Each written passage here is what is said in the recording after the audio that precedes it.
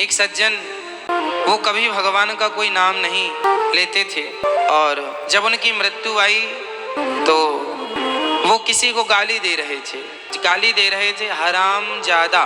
तो हराम में राम है बीच में, हराम जादे में बीच में राम आता है। वो हराम जादा कह के प्राण उसके निकल गए। किसी को बोला होगा गुस्से में, है ना, बूढ़ा था, कभी उसने कोई ना पुण्य ना दान कुछ नहीं किया था, कोई उसका प्लस पॉइंट था ही नहीं, पुण्य का कोई खाता था ही नहीं, केवल पाप, शराब पीना, मांस खाना, गलत काम करना।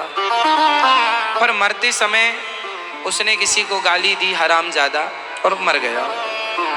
जब मर के गया यमदूत ले गए, सारा खंगाला किसका कोई पुण्य हो तो बताओ।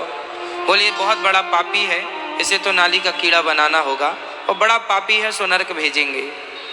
तभी दिखा कि अभी मरते मरते इसने एक पुण्य कर लिया है। यमराज ने कहा कौन सा? चंद्रगुप्त ने कहा महाराज इसके हिसाब में एक नाम दिखाई पड़ रहा है। कौन सा नाम? बोले मरते समय इसने राम बोला। तो यमराज जी ने कहा ध्यान से देखो कि राम बोला है कि क्या।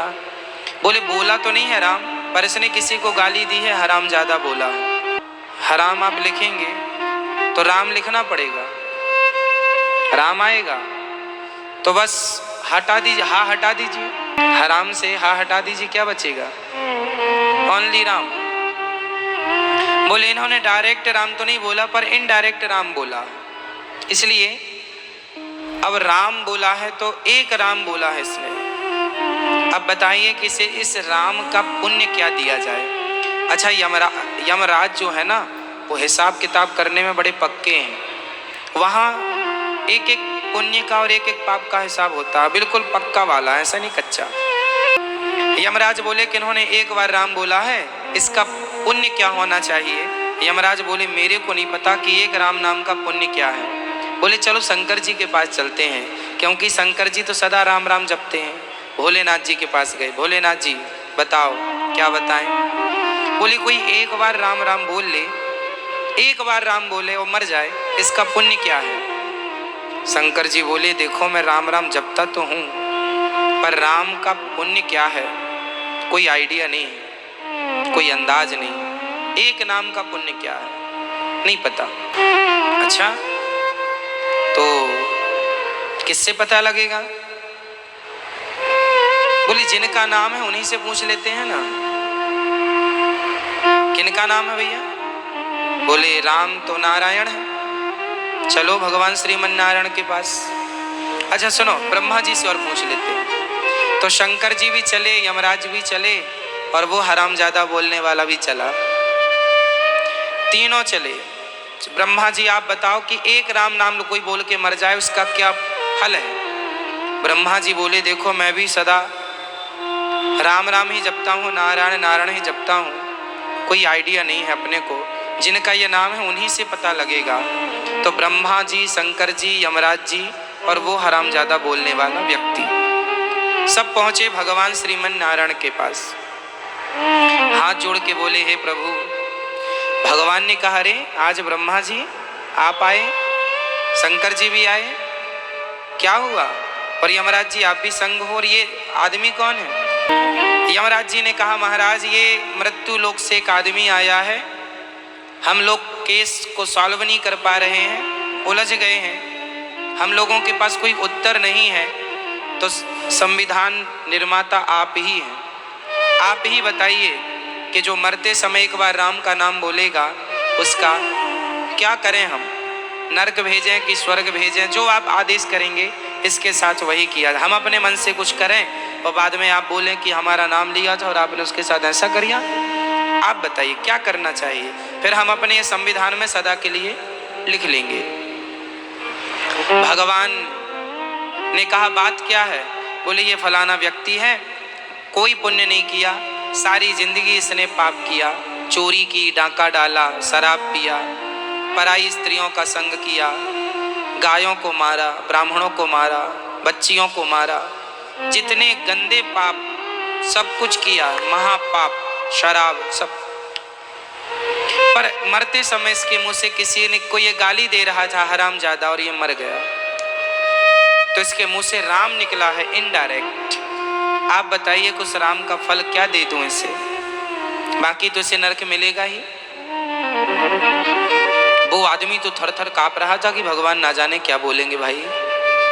भगवान बहुत मुस्कुराए और मुस्कुरा कर पूछा, यमराज जी आप इतने भोले हैं कैसे प्रभु?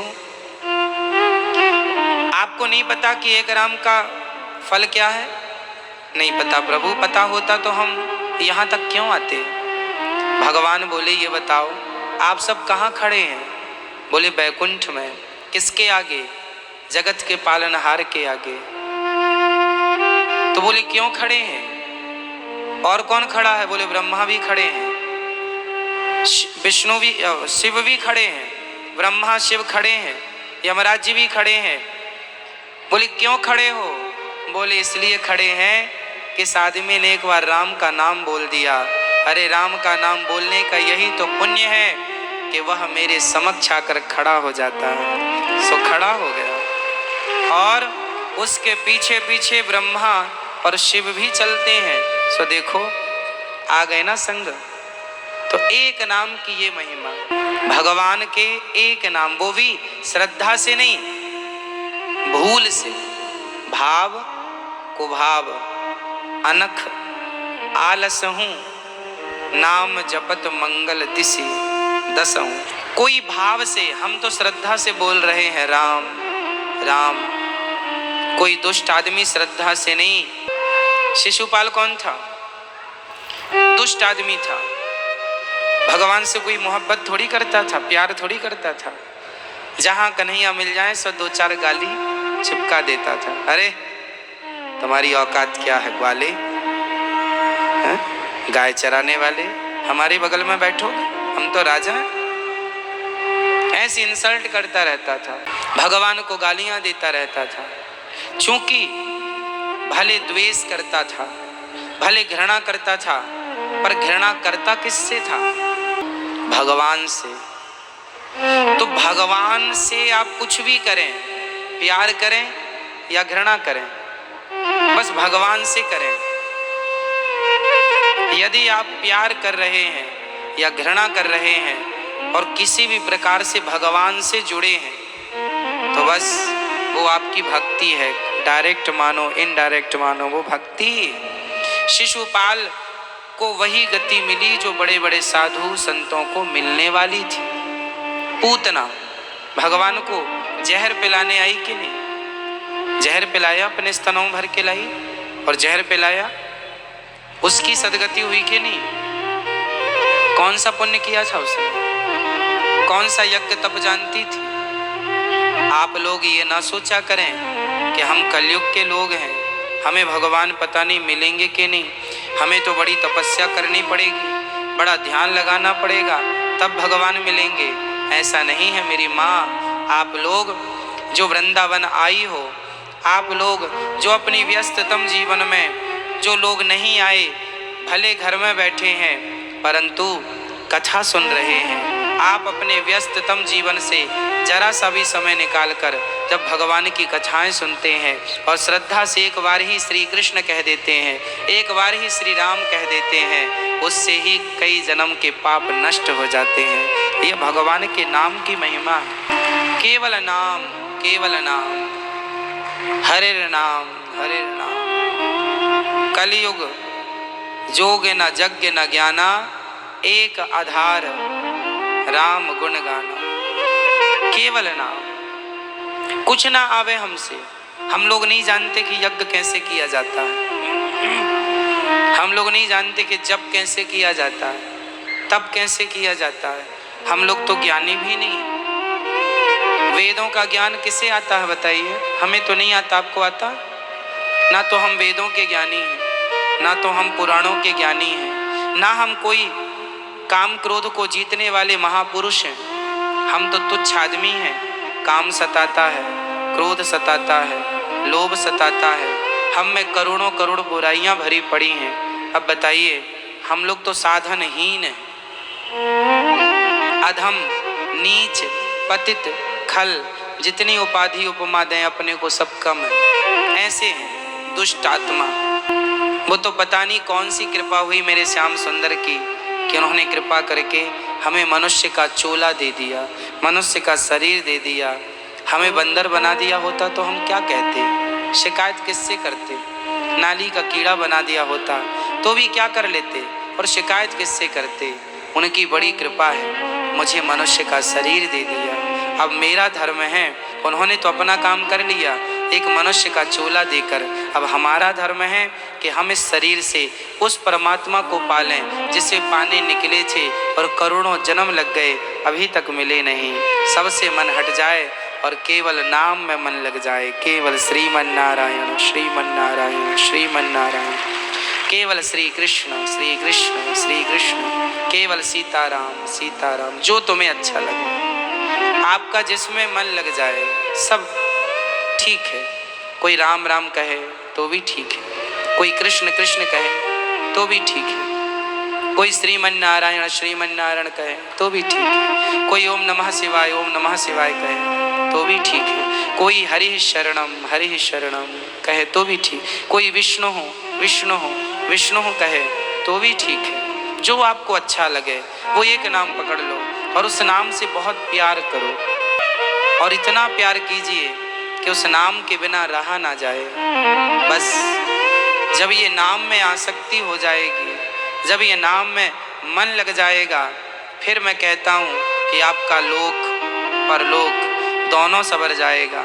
मैंने संसार को बहुत करीब से देखा है, आपने भी देखा होगा, आपका भी तो अपना तजुर्बा है, आपका भी तो अपना अनुभव है। आप बहुत अनुभव से देखे होंगे और भी देखिएगा। मैं निवेदन करूँगा, देखिएगा, संसार शांत नहीं, संसार में शांति नहीं। आपके पास कुछ नहीं था तब भी आप अशांत थे कि कुछ हो जाए, कुछ हुआ तो भी आप अशांत थे, कुछ हो गया है ये और हो जाता है ना, ये और हो जाता। जब ये भी हो गया तब भी आप अशांत थे, ये हो गया ये और हो जाता। वो भी हो गया फिर भी आप अशांत हैं, ये हो गया वो और हो जाता बस।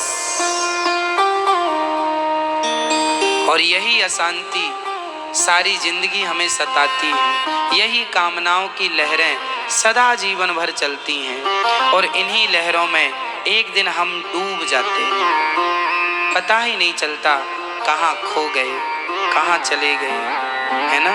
इसलिए तरक्की करना अच्छा है, पैसा कमाना अच्छा है, खूब कमाओ, पर उसमें उलझ मत जाना, है ना। शांति पैसों में नहीं है, शांति पत्नी में भी नहीं है। जिसकी एक शादी होती है, हमारे एक पहचान के सज्जन हैं, उन्होंने 2 शादी कर ली। एक और सज्जन है, उन्होंने 3 विवाह किए। एक सज्जन की तो दोनों पत्नी संग रहती हैं, और एक सज्जन की 3 पत्नी हैं, तीनों संग रहती हैं। एक दिन हमने उनसे पूछा कि आपकी 2 पत्नियां हैं, कई लोग कहा करते हैं कि देखो जी इनकी तो 2 पत्नियां हैं, काश हमारी भी होती। तो हमने कहा चलो आप ये बताओ, आपकी 2 पत्नियां हैं, आप बताइए आपका अनुभव कैसा है। आप तो एक पत्नी वालों से ज़्यादा सुखी होंगे क्योंकि आपकी तो 2 हैं। बोले महाराज वो लोग बहुत अच्छे हैं जिनकी 1 है, हम तो बड़े परेशान हैं, बड़ी चिंताएं हैं, बहुत तंग आ गए हैं जिंदगी से। अब सोचो कि जिनकी 2 हैं, 1 है वो इतने परेशान हैं, तो 2 वाले तो डबल होंगे। आपको लगता है कि आनंद डबल होगा, आनंद डबल नहीं है, दुख डबल है, कष्ट डबल है, चिंताएं डबल हैं। 3 कर लिया तो तिबल। इसलिए जिनके पास आज 10 करोड़ हैं, उनसे जाकर मिलिए और पूछिए आपको शांति है। जिनके पास 20 करोड़ है उनके पास जाइए, जिनके पास 100 करोड़ हैं उनसे पूछिए, जिनके पास 1000 करोड़ हैं उनसे पूछ लीजिए शांति कहाँ है, किसे है। कुल मिला के परिणाम यही निकला, जिनके हृदय में सीताराम बसे हैं, श्री कृष्ण बसे हैं। जो व्यक्ति रोज जाग करके बड़े भगवान का चिंतन करता हुआ स्नान ध्यान करके 2, 4, 10 मिनट भगवान का स्मरण करता है, अपने बच्चों अपने परिवार से हंसता मुस्कुराता मिलता हुआ ये सोचकर घर से निकल जाता है कि ये काम करने जो मैं जा रहा हूँ वो मेरा काम नहीं, वो तो मेरे श्याम सुंदर का काम करने मैं जा रहा हूँ।